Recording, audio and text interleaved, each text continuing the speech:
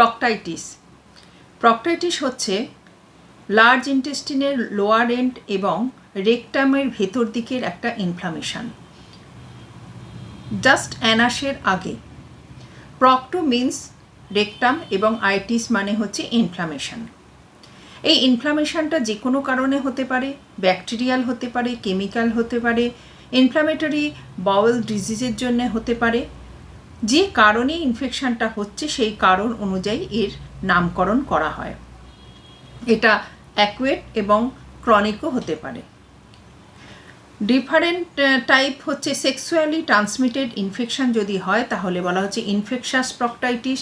Radiation থেরাপির জন্য যদি ইনফেকশন হয় তাহলে বলা হচ্ছে রেডিয়েশন প্রক্টাইটিস।